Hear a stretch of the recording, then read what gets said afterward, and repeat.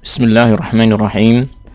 Alhamdulillah wassalatu wassalamu ala Rasulillah wa ala alihi wa ashabihi wa man tabi'ahum bi ihsanin ila yaumiddin. Amma ba'du.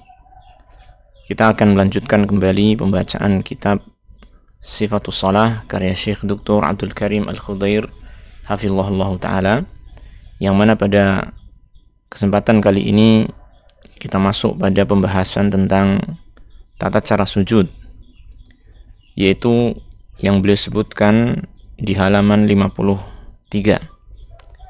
Beliau mengatakan as-sujud, sifatus sujud, tata cara sujud. Beliau mengatakan thumma yahwi lis-sujudi duna raf'in lil yadaini. Kemudian orang yang salat itu turun untuk sujud tanpa mengangkat kedua tangan. Falam yakun sallallahu alaihi wasallam yarfa'u yadayhi idza hawa lisujudi. Maka Nabi sallallahu alaihi wasallam itu tidaklah mengangkat kedua tangannya ketika beliau turun untuk sujud. Kama jaa fi wasfi salatihi sallallahu alaihi wasallam, sebagaimana telah datang di dalam penjelasan tata cara salat beliau sallallahu alaihi wasallam. Di sini ada catatan kaki. Beliau mengatakan isyaratun ila hadis Ibnu Umar radhiyallahu anhu. Ini adalah isyarat kepada hadisnya Ibnu Umar radhiyallahu anhu, yang dia mengatakan anna Rasulullah sallallahu alaihi wasallam kana yarfa'u yadayhi hadwa mankibaihi idza iftataha as-shalah. Bahwasanya Rasulullah SAW itu beliau mengangkat kedua tangannya sejajar dengan pundak jika beliau memulai salat, yaitu ketika takbiratul ihram. Wa idza kabbara lirruku', dan ketika beliau bertakbir untuk ruku'. Wa idza rafa'a ra'sahu minar ruku', dan jika beliau mengangkat kepalanya dari ruku'. Jadi ini 3 tempat yang disebutkan dalam hadis ini. Ketika takbiratul ihram, ketika mau ruku', dan ketika bangkit dari ruku'. Rafa'ahuma kadzalika aidan, beliau mengangkat kedua tangannya juga, yakni ketika bangkit dari ruku'. Waqal, dan beliau mengatakan sami'allahu liman hamidah rabbana walakal hamdu, dan beliau mengucapkan ini ketika bangkit dari ruku', sami'allahu liman hamidah rabbana walakal hamdu. Lalu dikatakan di situ wa kana la yaf'alu dzalika fi sujud, dan beliau tidaklah melakukan hal itu ketika sujud. Ini tidak mengangkat kedua tangannya ketika beliau turun untuk sujud. Ini hadis dikeluarkan oleh Imam Bukhari rahimahullahu taala. Kemudian di atas disebutkan wa amma hadithu kana yarfa'u ma'a kulli khafdin wa raf'in faqad qarrara al-huffadhu annahu wahmun min ar-rawi. Adapun hadis yang di sana dikatakan bahwasanya beliau sallallahu alaihi wasallam mengangkat yakni kedua tangannya bersama dengan setiap kali turun dan bangkit, yakni setiap kali turun baik itu ketika ruku ataupun sujud, beliau mengangkat kedua tangannya, dan setiap kali bangkit itu juga mengangkat kedua tangannya. Maka hadis ini kata beliau faqad qarrara al-huffadhu annahu wahmun min ar-rawi. Maka para hafidh, yaitu para ulama yang digelari dengan julukan al-hafidh karena kepiawaian mereka di dalam ilmu hadis, mereka telah menetapkan bahwasanya itu adalah wahmun min ar-rawi, yaitu kesalahan dari perawi hadis tersebut. Waswabuhu, yang benar adalah yukabbiru ma'a kulli khafdin wa raf'in, ini beliau bertakbir setiap kali hendak turun ataupun bangkit dari gerakan-gerakan salat. Nah, wa qala ba'dhum bistihbabi dzalika ahyanan, dan sebagian ulama mengatakan hal itu disukai kadang-kadang saja, artinya mengangkat kedua tangan ketika mau sujud disukai dilakukan, tetapi tidak selamanya, tidak selalu dilakukan ketika sholat, hanya saja kadang-kadang saja. Nah, kemudian di sini beliau ingin menyampaikan kepada kita tentang suatu permasalahan yang banyak dibicarakan oleh kaum muslimin, yaitu terkait dengan tata cara sujud.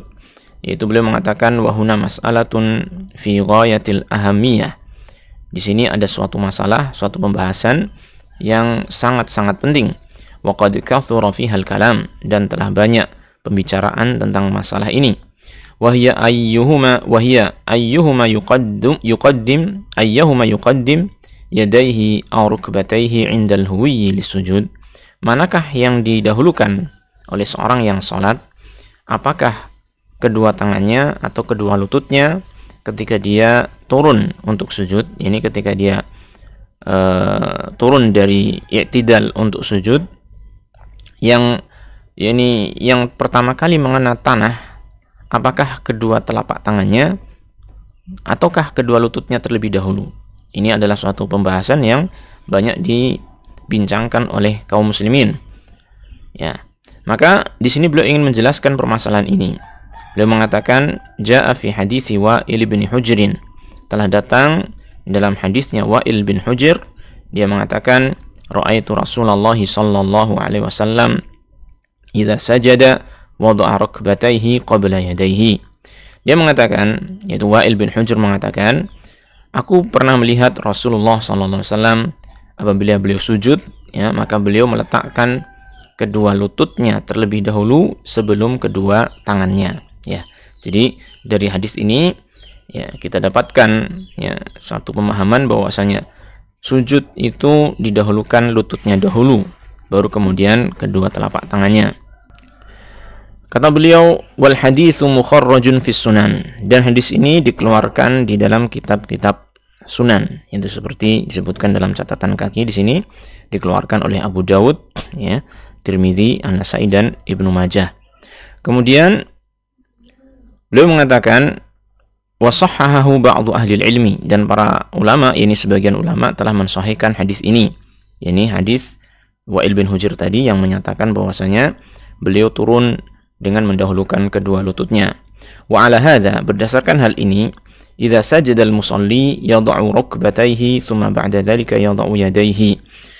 Berdasarkan hadis ini, maka apabila seorang yang sholat itu mau sujud, maka dia meletakkan kedua lututnya terlebih dahulu, kemudian setelah itu meletakkan kedua tangannya. Wa hadza murajjahun 'inda jam'in min ahli ilmi, dan inilah yang dikuatkan pada sekelompok dari para ulama.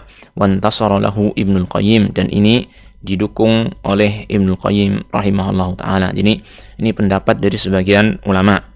Nah, di sini beliau tidak hanya menyebutkan satu pendapat, lalu beliau kemudian setelah ini menyebutkan pendapat yang lainnya. Dan beliau mengatakan, lakin rawa Abu Dawud wa Nasa'i min hadits Abi Hurairah radhiyallahu anhu annahu qala Rasulullah sallallahu alaihi wasallam idza sajada ahadukum fala yabruk kama yabrukul ba'iru wal yada' yadayhi qabla rukbatayhi. Kata beliau, akan tetapi Abu Dawud, An-Nasa'i telah meriwayatkan dari hadis Abu Hurairah radhiyallahu anhu bahwasanya dia berkata, Rasulullah sallallahu alaihi wasallam bersabda, idza sajada ahadukum, apabila salah seorang dari kalian sujud, fala yabruk kama yabrukul ba'ir, maka janganlah dia menderum, ya, janganlah dia turun menderum sebagaimana menderumnya unta, ya. Lalu beliau mengatakan, wal yadha' yadayhi qabla rukbatayhi, hendaknya dia meletakkan kedua tangannya sebelum kedua lututnya. Perhatikan ya, ini hadis ini, kata beliau, wa hadza aqsu hadits Wa'ilin, maka hadis ini berkebalikan dengan hadisnya Wa'il bin Hujr, ya. Jadi tadi pada hadis Wa'il bin Hujr, dia dalam hadis tersebut menjelaskan bahwasanya Rasulullah SAW meletakkan kedua lututnya terlebih dahulu daripada kedua tangannya. Sedangkan hadis ini ada sabda Nabi SAW yang menyatakan hendaknya dia meletakkan kedua tangannya sebelum kedua lututnya. Jadi dua hadis yang berseberangan, berkebalikan satu dengan yang lainnya. Lalu bagaimana memahami ini dua hadis tersebut, ya? Yaqulul Hafidz Ibnu Hajar, Al-Hafidz Ibnu Hajar rahimahullah taala mengatakan, wa huwa aqwa min hadis Wa'ilin. Hadis ini, ya, hadisnya Abu Hurairah ini lebih kuat daripada hadisnya Wa'il, yaitu hadis yang menyatakan ra'aitu Rasulullah sallallahu alaihi wasallam idza sajada wada'a rukbatayhi qabla yadayhi. Hadis yang menyatakan bahwasanya Wa'il bin Hujr mengatakan, aku melihat Rasulullah SAW apabila sujud meletakkan kedua lututnya sebelum kedua tangannya. Akhrajahul arba'ah, hadis yang dikeluarkan oleh 4 ulama besar, 4 ulama hadis, yaitu ashabus sunan. Tadi sudah disebutkan Abu Dawud, Tirmidzi, Ibnu Majah dan Nasa'i. Ya, maka Ibnu Hajar mengatakan fa inna lil awwali syahidan min hadis Ibnu Umar. Maka hadis yang pertama, yaitu yang dimaksud adalah hadis ini, hadisnya Abu Hurairah yang beliau katakan lebih kuat daripada hadisnya Wa'il. Dia memiliki syahid, yaitu penguat dari hadisnya Ibnu Umar radhiyallahu anhuma. Sahahahu Ibnu Khuzaimah, yang disahihkan oleh Ibnu Khuzaimah. Wa dzakarahu al-Bukhari mu'allaqan mauqufan. Dan Imam Bukhari juga menyebutkan hadis tersebut, hadisnya Ibnu Umar radhiyallahu anhuma, ya, secara secara mauquf, ya, secara mauquf dari sahabat Ibnu Umar, hanya berhenti pada sahabat Ibnu Umar, dan mu'allaq, ini tanpa disebutkan sanadnya secara lengkap. Nah, taib. Jadi di sini nampak bahwa Ibnu Hajar rahimahullah taala lebih menguatkan hadisnya Abu Hurairah radhiyallahu anhu, ya, dalam hal ini. Maka Syekh mengatakan di sini, falladhi yurajjihu taqdim ar-rukbataini yahkumu 'ala al-hadits ats-tsani, yakni hadits Abi Hurairah bid-dha'f.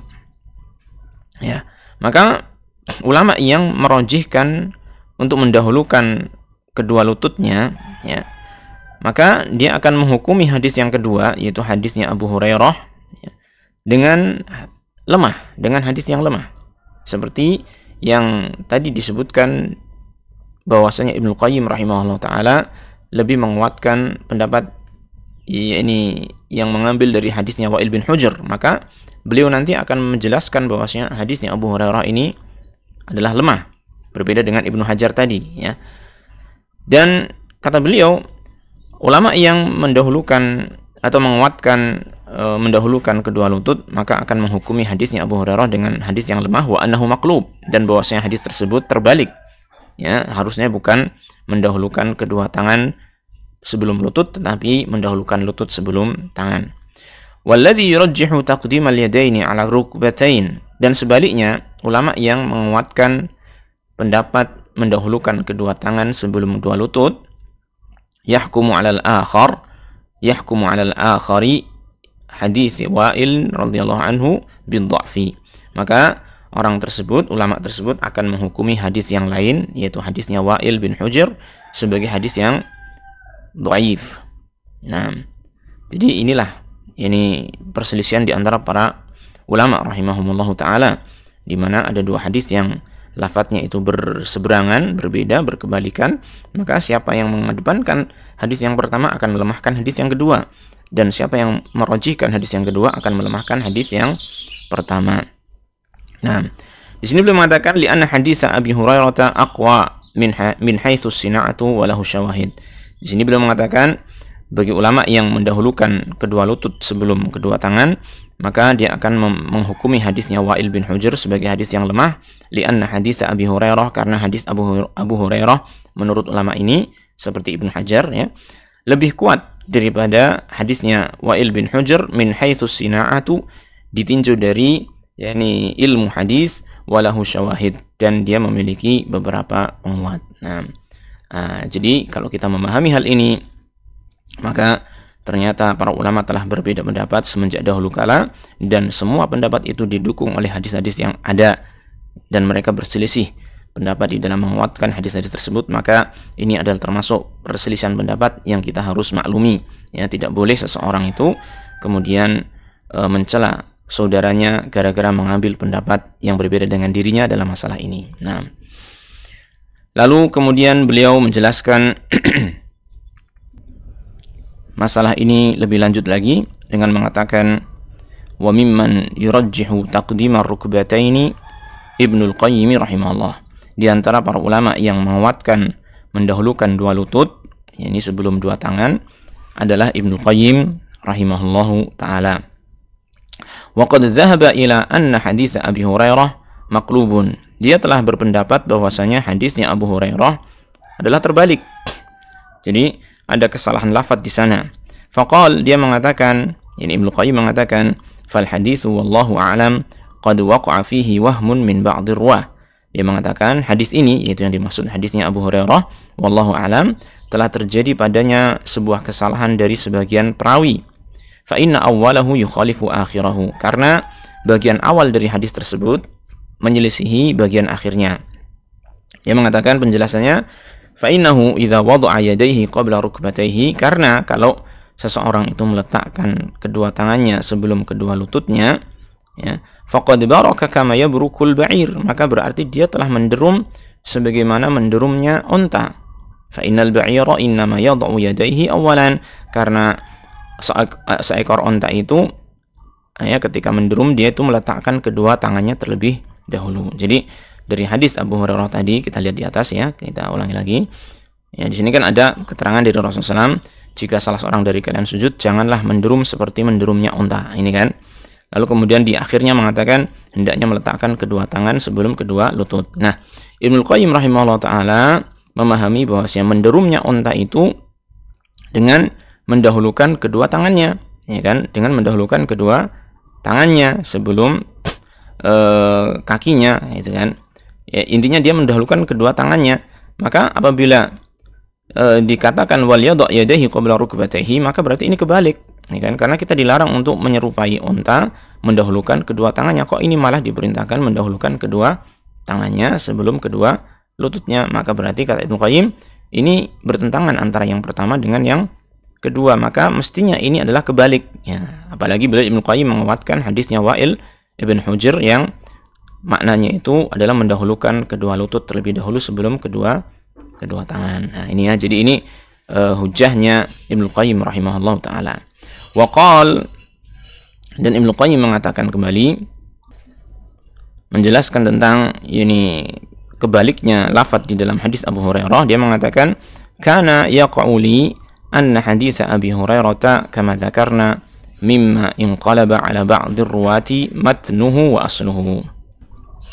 Dia mengatakan kana yaqa'u li, telah terjadi satu pendapat pada diriku bahwasanya hadis Abu Hurairah radhiyallahu anhu kama dzakarna, sebagaimana telah kami sebutkan, termasuk hadis yang inqalaba ala ba'd ar-ruwati matnuhu wa asluhu, termasuk hadis yang matan dan pokok atau asalnya itu terbalik pada sebagian perawi yang meriwayatkan hadis tersebut.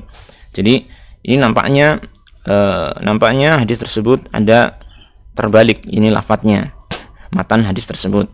Wala'allahu, dan barangkali yang benar adalah wal yadha' rukbatayhi qabla yadayhi, hendaknya dia meletakkan kedua lututnya sebelum kedua tangannya. Ya, ini adalah pendapat Ibnu Qayyim rahimahullah taala dalam usaha dia mengkompromikan antara hadisnya Wa'il bin Hujr dengan hadisnya Abu Hurairah radhiyallahu anhu.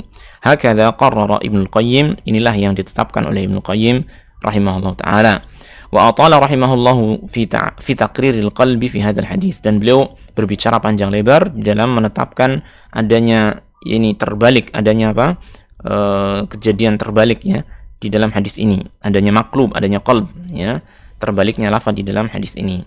Wa ajlaba fi hadzal mas'alati bikulli ma utiya min quwwati istidlalin wa nasa'ati bayanin wa si'ati tila'in, dan beliau mendatangkan di dalam masalah ini mendatangkan hujah dengan segenap apa yang diberikan kepada beliau dari kuatnya pendalilan, dari kemurnian penjelasan, dan dari keluasan telaah beliau terhadap ilmu hadis, ya. Intinya di sini Ibnu Qayyim rahimahullah taala menguatkan hadis yang ada di dalam riwayatnya hadis Wa'il bin Hujr, dan beliau mengatakan hadisnya Abu Hurairah terbalik, ya. Namun kata beliau, kata Syekh penulis kitab ini, dia mengatakan wa ba'dul ulama'i yunaqishu Ibnul Qayyim.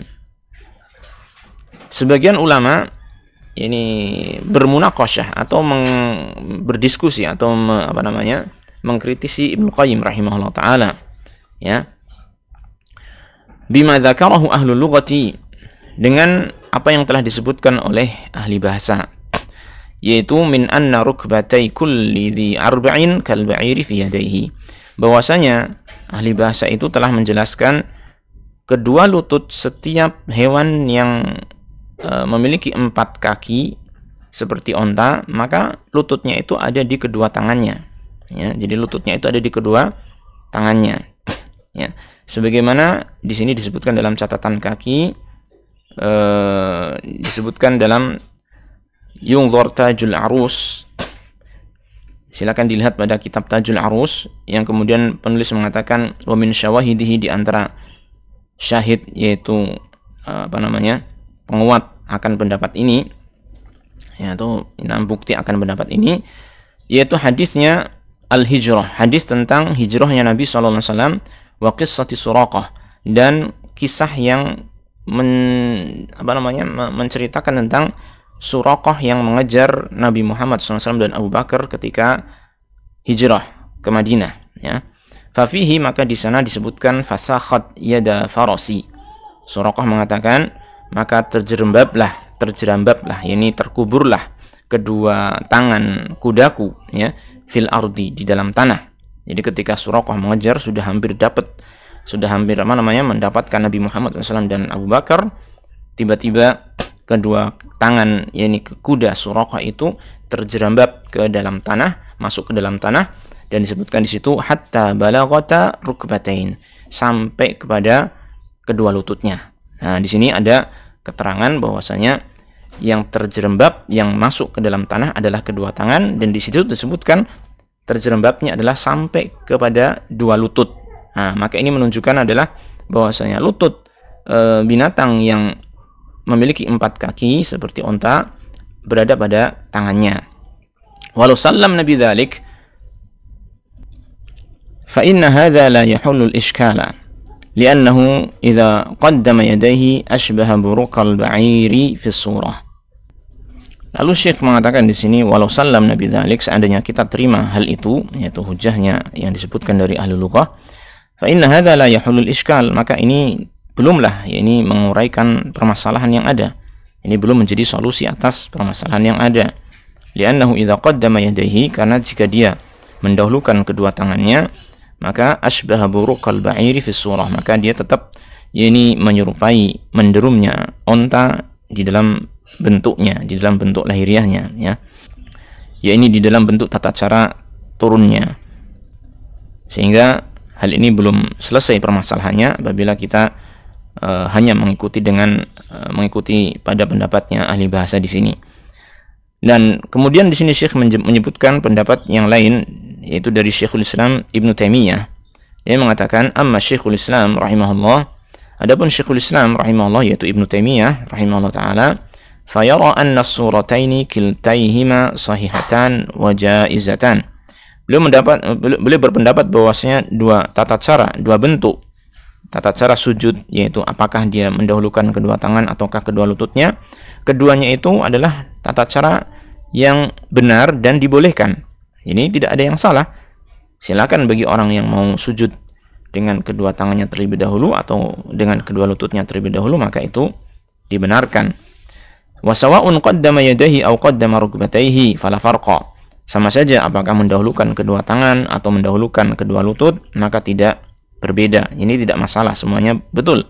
Fa ihdahuma thabitatun min fi'lihi sallallahu alaihi wasallam, karena salah satunya itu adalah tetap dengan perbuatan Nabi SAW, yaitu ada dalilnya dari perbuatan Nabi SAW, yakni hadisnya Wa'il bin Hujr, ya, yang mendahulukan kedua lututnya. Watsaniyah, dan yang kedua, pendapat yang kedua yang mendahulukan kedua tangannya, itu juga sabitatun min qaulihi sallallahu alaihi wasallam. Ada dalilnya dari sabda Nabi sallallahu alaihi wasallam, yaitu hadis Abu Hurairah radhiyallahu anhu. Lalu Syekh mengatakan, amma kaunu hadis Abi Hurairah radhiyallahu anhu maqluban fala arahu sawaban. Ini Syekh mengatakan, adapun hadis Abu Hurairah dikatakan sebagai hadis yang terbalik, maka aku tidak memandangnya sebagai suatu kebenaran, ya. Jadi pendapat Ibnu Qayyim yang mengatakan hadis Abu Hurairah sebagai hadis yang terbalik, maka ini perlu ditinjau kembali. Li'annahu lam yantaqid ahadun min al-a'immati matnal hadis. Karena kata Syekh di sini, tidak ada seorang pun dari para imam, ya, yang mengkritisi matan hadis Abu Hurairah. Ini nampaknya ulama-ulama hadis terdahulu tidak ada yang mengkritisi matan dari hadis Abu Hurairah, ya. Tidak ada yang mengatakan ini itu terbalik, ya. Faqad kana intiqaduhum munsabban 'ala sanadi dunal matni. Hanya saja, ya, ini kritikan mereka itu ya tertuju kepada sanad, tidak kepada matan. Jadi seandainya ada kritikan pada hadis Abu Hurairah, maka kritikannya adalah pada sanadnya, bukan pada matannya. Wala adhunnu annahu tujadu fil matni illah. Wala adhunnu annahu tujadu fil matni illah wa takhfa 'ala al-a'immatil kibar. Dan aku tidak menyangka akan ada illah, ini suatu kesalahan ataupun satu cacat di dalam matan hadis, sedangkan hal itu samar bagi para ulama-ulama besar terdahulu. Ya, jadi kata beliau nampaknya kayaknya nggak mungkin seandainya dikatakan hadis Abu Hurairah itu terbalik, sedangkan para ulama terdahulu tidak menjelaskan hal tersebut. Khassatan anna ma dzakarahu Ibnu Al-Qayyim min kaunil ba'iri yabruku ala qa'imataini amamiyataini mimma yudrikuhu ahadun nas. Terlebih lagi bahwasanya apa yang disebutkan oleh Ibnu Qayyim bahwasanya onta itu menderum dengan bagian kaki yang depan, ya, bagian kaki yang depan, maka ini termasuk perkara yang diketahui oleh banyakkan manusia, diketahui oleh seluruh manusia. Ahadun nas, masing-masing manusia mengetahui tentang bagaimana onta menderum. Fakulu insanin bima fihim a'immatul hadis yaral ba'ira yuqaddimu yadayhi qabla rukbatayhi. Setiap manusia, ya, termasuk juga di sana adalah para ulama hadis, telah melihat bahwasanya mereka melihat bahwasanya onta itu mendahulukan ini kedua tangannya sebelum kedua lututnya. Jadi ini perkara yang suatu hal yang sudah diketahui oleh banyak manusia, tapi kenapa para ulama tidak mengatakan hadisnya Abu Hurairah terbalik, ya? Maka di sini perlu ditinjau kembali kritikannya Ibnu Qayyim rahimahullahu taala. Nah, lalu kemudian di sini Syekh Hafizahullah taala, Syekh Abdul Karim Al-Khudair menjelaskan kepada kita solusi, ya, solusi untuk mengkompromikan kedua hadis tersebut, hadis Wa'il bin Hujr dan hadis Abu Hurairah. Ya, kita lihat bagaimana cara beliau mengkompromikan dua hadis tersebut. Beliau mengatakan wahallul iskal yakunu bifahmi ma'na al-buruk, dan solusi atas permasalahan ini yaitu dengan memahami makna al-buruk, makna menderumnya unta, ya. Fa'idha fahimna ma'na al-buruk zalal iskal. Kalau kita sudah memahami makna menderumnya unta, maka akan hilang iskal, muskilah, permasalahan yang ada. Nah, maka beliau menjelaskan di sini, wal buruku huwa nuzulu 'alal ardi biquwwah. Maka al-buruk, ya, menderumnya unta itu maknanya adalah apa? An-nuzul 'alal ardi biquwwah. Turun ke tanah secara kuat. Ini turun ke tanah secara kuat, kedebuk, ya, seperti itu mungkin, ya. Jadi menderum. Bihaitsu yasurul ghubara wa yatafarraqul hasa. Sehingga ini ketika onta itu turun akan yasurul ghubar, akan menjadikan debu itu berterbangan, ya. Saking kerasnya dia turun, gitu kan. Wa yatafarraqul hasa, dan kerikil-kerikil itu akan menyingkir ketika onta itu menderum, ya, saking kerasnya, ya kan. Bisa menjadikan debu berterbangan dan bisa menjadikan kerikil itu bertebaran, ya kan. Fa idza nazala al-musalli lis-sujudi biquwwah wa athara al-ghubara wa farraqa al-hasa law kana hunaka hasa mathalan fayakunu qad baraka kama yabruku al-ba'ir. Maka apabila seorang yang salat itu turun untuk sujud secara kuat, ya, dengan cara yang sangat kuat, ya, kencang gitu, sehingga bisa menyebabkan ini debu itu berterbangan dan bisa menjadikan kerikil itu bertebaran, ya kan. Seandainya di sana ada kerikil misalnya, fayakunu qad baraka kama yabrukul ba'ir, maka berarti dia telah menderum, ya, turun ke tanah sebagaimana menderumnya onta. Ya, ini maksud dari al-buruk maksud dari menderumnya onta menurut siapa? Syekh Abdul Karim Al-Khudair hafizahullah taala. Kemudian kata beliau, "Tsumma jaa at-tawjihun nabawi." Datanglah pengarahan dari Nabi sallallahu alaihi wasallam, "Wal yada' yadayhi qabla rukbatayhi." Hendaknya dia meletakkan kedua tangannya sebelum kedua lututnya. Artinya agar tidak kencang banget di dalam turun ke sujud, maka kata beliau hendaknya dia meletakkan kedua tangannya sebelum kedua lututnya agar tidak terlalu kencang, ya, agar pelan-pelan ketika sujud. Taib. Maka wabinaan ala ma sabaqa, berdasarkan atas hal ini, yabqa haditsu Abi Hurairah radhiyallahu anhu saliman minal qalbi fihi. Maka hadis Abu Hurairah itu tetap selamat dari, ya, terbalik, ya, di dalam matan hadis tersebut. Artinya kita tidak mengatakan hadisnya Abu Hurairah itu terbalik, bahkan ini adalah benar. Karena apa? Petunjuk dan pengarah Nabi SAW untuk meletakkan kedua tangan sebelum kedua lutut itu sesuai dengan makna, larangan menderum seperti menderumnya onta, agar tidak terlalu kencang, maka diletakkan kedua tangan sebelum kedua lutut. Maka kata beliau, fala yakunu hunaka ta'arudun baina awalil hadits wala akhirih, maka tidak ada pertentangan antara awal hadis Abu Hurairah dengan akhir hadis Abu Hurairah. Awalnya melarang menderum seperti menderumnya unta, atau turun seperti menderumnya unta, dan di akhirnya ada petunjuk untuk meletakkan kedua tangan sebelum kedua lutut, dan ini selaras, sesuai, tidak ada pertentangan. Nah, fanahnu nufarriqu bainal buruki biquwwatin wa mujarradi wad'il yadaini qabla rukbataini. Maka kita bedakan antara al-buruk biquwwah, turun dengan kuat, ya, dengan semata-mata meletakkan kedua tangan sebelum kedua lutut. Fan-nuzulu biquwwatin huwal buruk. Maka turun dengan kuat itulah yang dimaksud dengan makna menderum, ya. Wa fihi musyabahatun lil hayawan, dan di sini dalam perbuatan tersebut ada penyerupaan dengan hewan. Wa qad nuhina an musyabahatil hayawanat, dan kita telah dilarang untuk menyerupai hewan-hewan. Bi khilafi mujarradi wad'il yadaini qabla rukbataini, berbeda dengan semata-mata meletakkan kedua tangan sebelum kedua lutut, ya. Jadi tidak sama antara dua hal tersebut. Kata beliau kemudian, tamaman kama nufarriqu baina wad'il mushafi 'alal ardi wa hadha jaizun 'inda ahli ilmi wa baina ramyihi 'alal ardi. Persis sama dengan ketika kita membedakan antara meletakkan mushaf di tanah, dan ini boleh menurut sebagian ulama, dan dengan melempar mushaf ke tanah. Ini sekedar meletakkan saja di tanah, ya.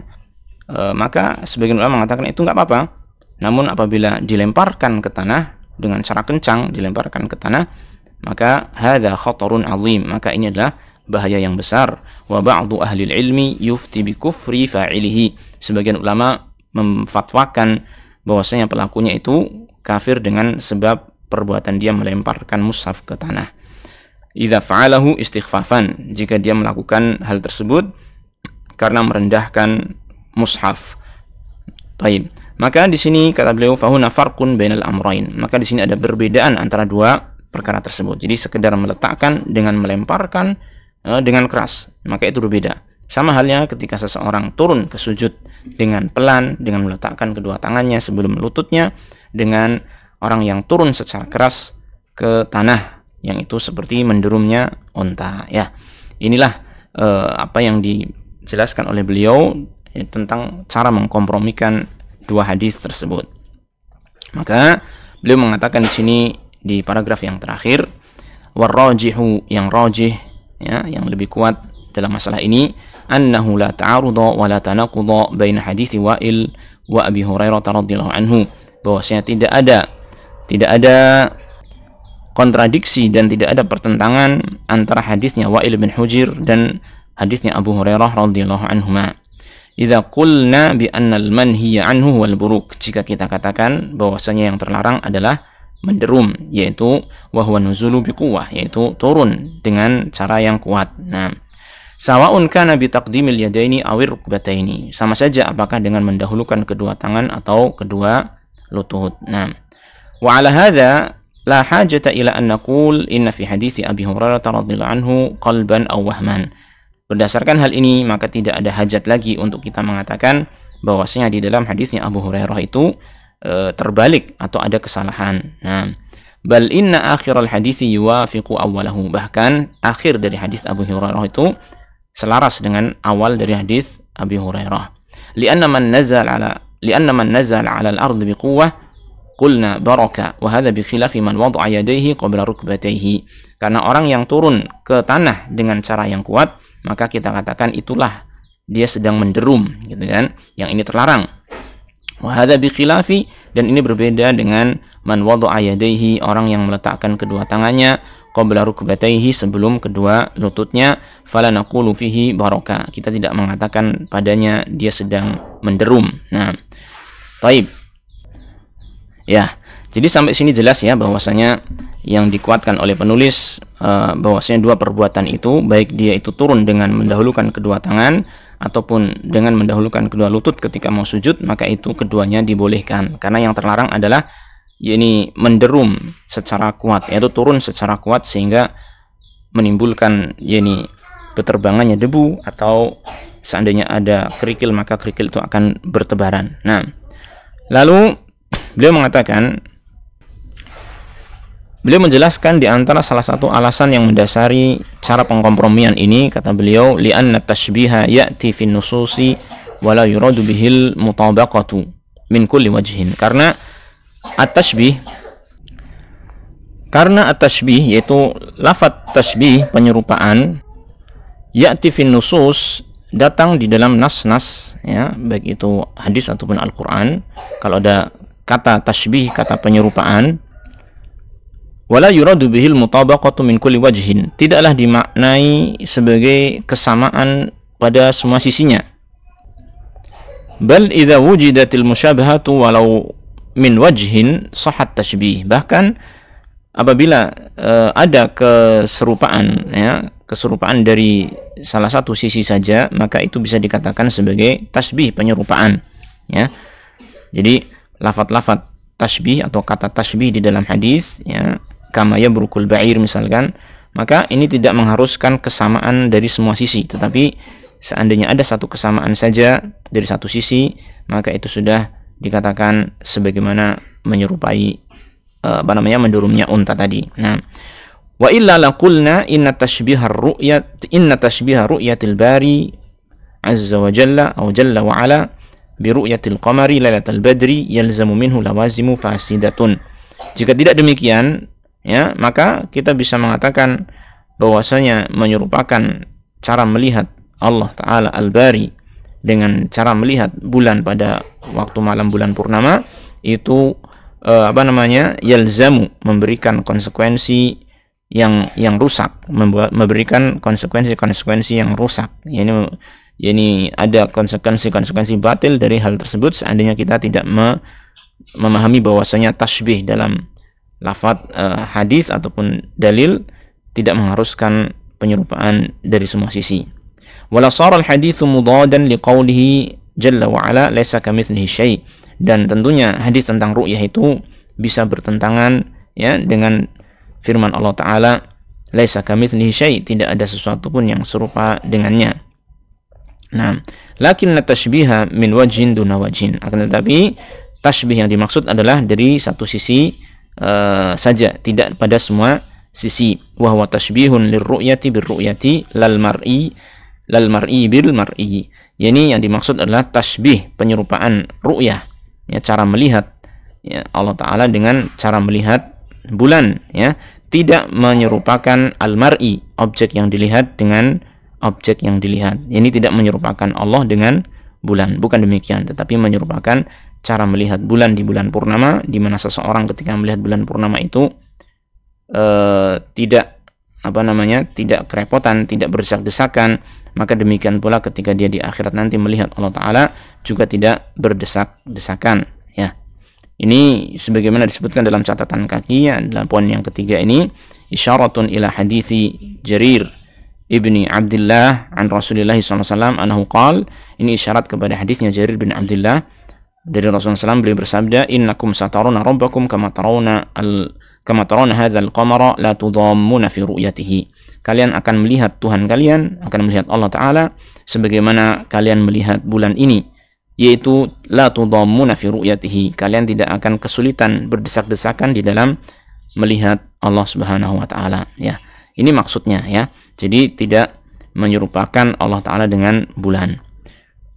Taib, wa tashbihu huna, dan di sini dalam permasalahan kita, tashbih, penyerupaan yang dimaksud, yang terlarang, ini fin nuzuli alal ardi biquwah, yaitu menyerupai onta di dalam turunnya ke tanah secara kuat, yaitu menderum. Fal insanu idza fa'ala dzalik, maka seandainya seorang melakukan hal itu, asbahal ba'ir, dia telah menyerupai onta, dan ini terlarang. Walidha, oleh karenanya, ya ba'dhum at-takhyir bainal fi'lain, sebagian ulama seperti Ibnu Taimiyah tadi, ya, berpendapat boleh memilih antara dua perbuatan itu, yaitu baina taqdimil yadain, antara mendahulukan kedua tangan, wa taqdimir rukbatain, dan mendahulukan kedua lutut. Itu adalah dua perkara yang bebas, boleh dilakukan, boleh dipilih mana yang mudah bagi kita. Nah, inilah yang bisa kita bacakan pada kesempatan kali ini. yaitu tentang tata cara sujud. Semoga Allah Ta'ala memberikan pemahaman kepada kita dengan pemahaman yang baik. Wassallallahu wasallam ala nabiyyina Muhammadin wa ala alihi wa sahbihi ajma'in. Walhamdulillahi rabbil alamin.